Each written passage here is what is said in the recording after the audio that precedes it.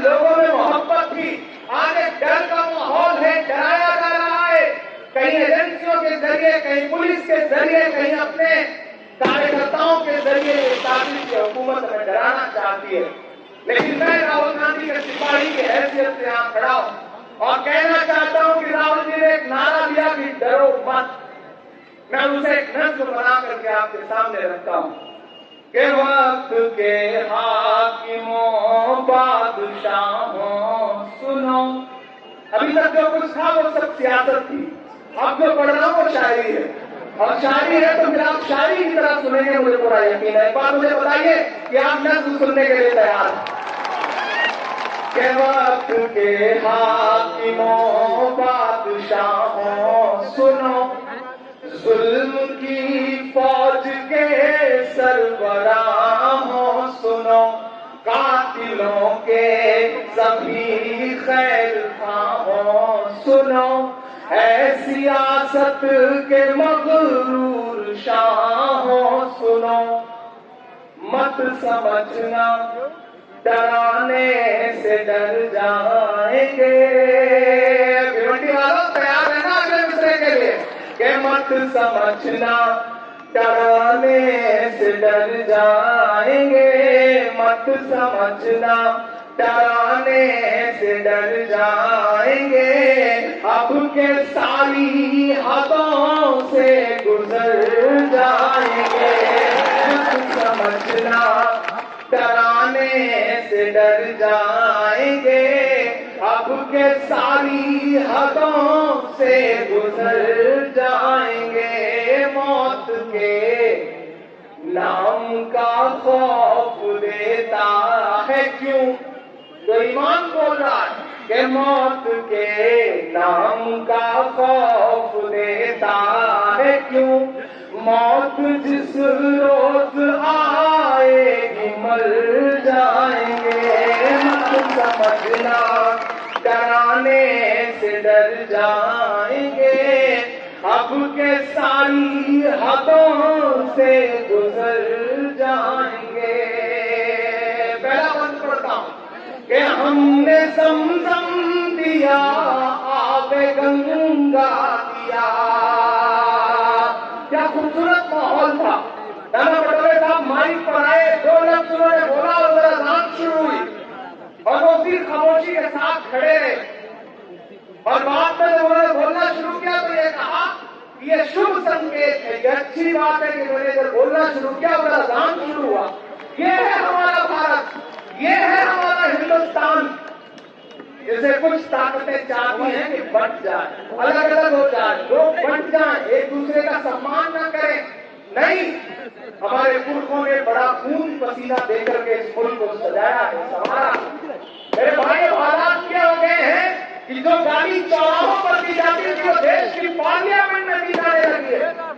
हालात यहाँ आ गए, लेकिन डरना नहीं है, बल्कि अलग ऐलान ये कहना है कि हमने ज़मज़म दिया, आबे गंगा दिया, तुमने भारत को दंगा ही दंगा दिया, तुमने भारत को दंगा ही दंगा दिया, तुमने एक रंग के ख्वाब देखे मगर। ये 3 रंग है हमारे सर पर, हरा सफेद केसरिया, ये तीनों रंग आप देखिएगा, मेरे विषय सुनिएगा कि हमने ज़मज़म दिया, आबे गंगा दिया, तुमने भारत को दंगा ही दंगा दिया, तुमने एक रंग के ख्वाब देखे मगर हमने हिंदुस्तान को तिरंगा दिया।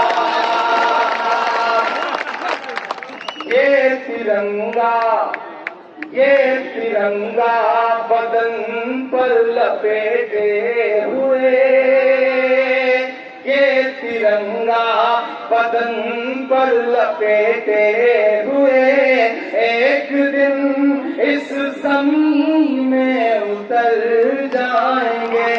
मत समझना डराने से डर जाएंगे, अब के सारी हाथों से गुजर जाएंगे। अगले जो 7, 8, 9, 10 मिनट बचे हैं, मैं आखिर में एक नज़्म आपको सुना करके आपसे विदा दूंगा। एक नज़्म तो इन दिनों में मेरे दिल के बहुत करीब है, मैं वो आपको सुनाता हूँ, अच्छा लगता है। वही उतना सुनने के लिए मैं एक लम्हे के लिए रुक गया था कि हर भारतवासी की चाहत जीत गई कर्नाटक में, नफरत हारी और मोहब्बत जीत गई कर्नाटक में। हर भारतवासी की चाहत जीत गई कर्नाटक में। पहला मंत्र पढ़ता हूं कि नफरत छोड़ो भारत जोड़ो वाला नारा जीत गया। अगला जो मिसरा है वो अगर लगे कि हाँ बहुत तरीके से बात कही गई है तो कोई भी हाथ खामोश नहीं रहेगा। आपकी तालियों का शोर अपने बड़े से महल में बैठे हुए इस मुल्क के हाकिम तक जाएगा, मैं जानता हूं। तो यहां से वहां तक पुकारता हूं आपको कि नफरत छोड़ो भारत जोड़ो वाला नारा जीत गया। नफरत छोड़ो भारत जोड़ो वाला नारा जीत गया। लाखों वाले सूट से एक टी-शर्ट हमारा जीत गया। कि नफरत छोड़ो भारत जोड़ो वाला नारा जीत गया। लाखों वाले सूट से एक टी-शर्ट हमारा जीत गया। एक तपस्वी सच का दामन थाम अकेला निकला था, सब झूठों की हार हुई और एक बंजारा जीत गया। कि उसकी इज्जत और उसकी बगावत जीत गई कर्नाटक में। नफरत हारी और मोहब्बत जीत गई कर्नाटक में। नफरत हारी और मोहब्बत जीत गई कर्नाटक में।